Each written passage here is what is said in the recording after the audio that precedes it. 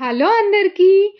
బయట రెస్టారెంట్‌లో తినే తంగ్డి కబాబ్ సేమ్ అదే ఫ్లేవర్‌తో అంతే సాఫ్ట్‌గా ఇంట్లో కూడా మనం చేసుకోవచ్చు. చాలా ఈజీ. చాలా తొందరగా కూడా అయిపోతుంది. ఎలాగో చూద్దామా? ఒక హాఫ్ కప్ థిక్ కర్డ్ తీసుకోవాలి. గట్టిగా ఉన్న పెరుగు, లూజ్‌గా ఉన్నదైతే కొంచెం క్లాత్‌లో వేసి కాసేపు ఉంచితే నీళ్లు దిగిపోయి గట్టిగా అవుతుంది. సో, అలాంటి గట్టి పెరుగు ఒక హాఫ్ కప్ తీసుకోవాలి.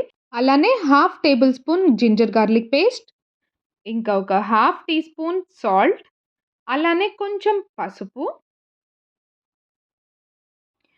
హాఫ్ టీ స్పూన్ కారం,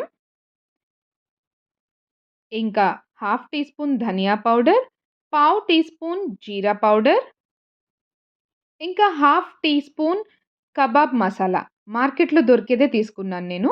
ఇంకొక పావు టీ స్పూన్ పెప్పర్ పౌడర్, పావు టీ స్పూన్ గరం మసాలా ఇంట్లో చేసుకున్నదే. వీటన్నిటితో పాటు కొంచెం కసూరి మేతి. పాన్ మీద డ్రై రోస్ట్ చేస్తే ఇలా పొడి పొడిగా రాలిపోతుంది. అలా చేసుకున్నది ఒక హాఫ్ టేబుల్ స్పూన్. అలానే ఒక టీ స్పూన్ ఆయిల్ కానీ, బటర్ కానీ వేసుకొని అన్నీ మిక్స్ అయ్యేలాగా మసాలాలన్నీ కలిసేలాగా కలుపుకోండి. ఇక్కడ కావాల్సిన వాళ్ళు కొంచెం ఫుడ్ కలర్ కూడా వేసుకోవచ్చు. వీటన్నిటితో పాటు ఒక హాఫ్ లెమన్ పిండుకోవాలి. ఇక్కడ నేను తీసుకున్న మెజర్‌మెంట్స్ 2 లెగ్ పీసెస్‌కి మాత్రమే. సో, దాన్ని బట్టి మీరు తీసుకునే వాటికి అడ్జస్ట్ చేసుకోండి. ఇవన్నీ బాగా కలిసేలాగా కలిపేసుకొని పక్కకు పెట్టుకోండి. వీటికి నేను ఒక 2 లెగ్ పీసెస్ తీసుకున్నాను. ఇవి ఒకరోజు ముందే లైట్‌గా ఉప్పు, కారం అన్నీ కలిపేసేసి పెట్టుకున్నా. అంటే మనం కూరకి కలుపుకుంటాం గదా! దాంతో పాటే ఇవి గూడా కలిపేసి ఉప్పు, కారాలు ఒకరోజు ముందే ఫ్రిడ్జ్‌లో పెట్టేశాను. ఇప్పుడు ఆ పీసెస్‌కి మనం కలుపుకున్న మసాలాలన్నీ పట్టుకునేలాగా అప్లై చేసుకోండి. ఇది మీరు ఒకరోజు ముందే కూడా చేసుకోవచ్చు. చేసుకొని ఒకరోజు ఫ్రిడ్జ్‌లో ఉంటే చాలా సాఫ్ట్‌గా వస్తుంది. ఫ్లేవర్స్ అన్నీ గూడా పీస్‌కి మంచిగా పట్టుకుంటాయి. నేను అప్పుడే కలుపుకున్నాను కాబట్టి ఇలా అన్నీ కలిపేసుకొని ఒక 1 అవర్ పక్కకు పెట్టేసుకోండి.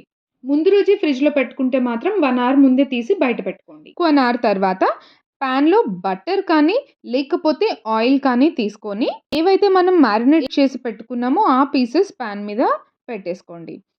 మధ్య మధ్యలో అటు ఇటు తిప్పుకుంటూ ఎక్కడన్నా గ్రేవీ వెళ్ళిపోయినట్టు అనిపిస్తే మిగిలిన గ్రేవీ కూడా పైనుంచి అప్లై చేసుకోవాలి.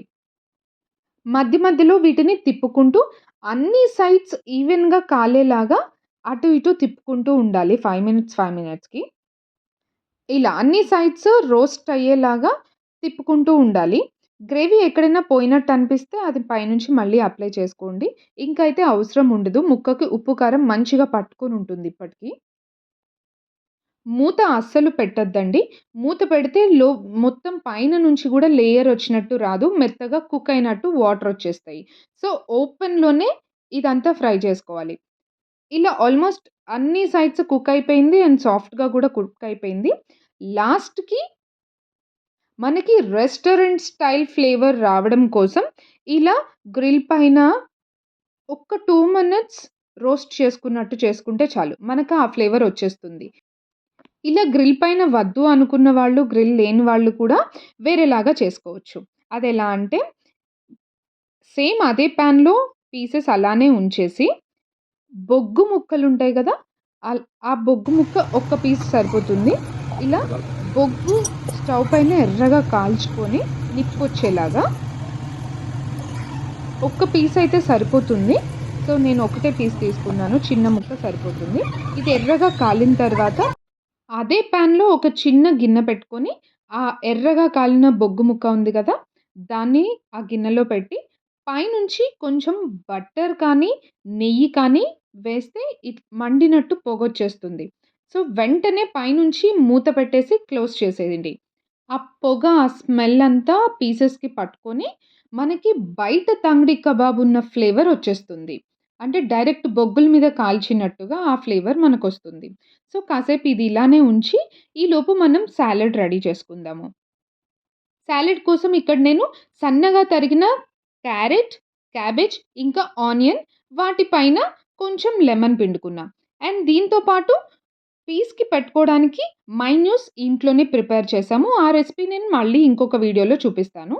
సో, ఒక 5 మినిట్స్ తర్వాత ఆ స్మెల్ అంతా దానికి పట్టేసుకొని ఉంటుంది. ఇప్పుడు ఇంకా సర్వ్ చేసేసుకోవచ్చు. So, restaurant style tangdi kabab ready అయిపోయినట్టే. ఒకరోజు ముందే మ్యారినేట్ చేసి పెట్టుకుంటే ఎంతసేపు 15 మినిట్స్‌లో మనకి తంగ్డి కబాబ్ రెడీ అయిపోతుంది.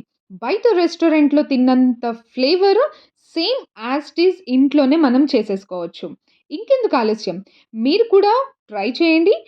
నచ్చితే లైక్ చేయండి, షేర్ చేయండి, కామెంట్ చేయండి.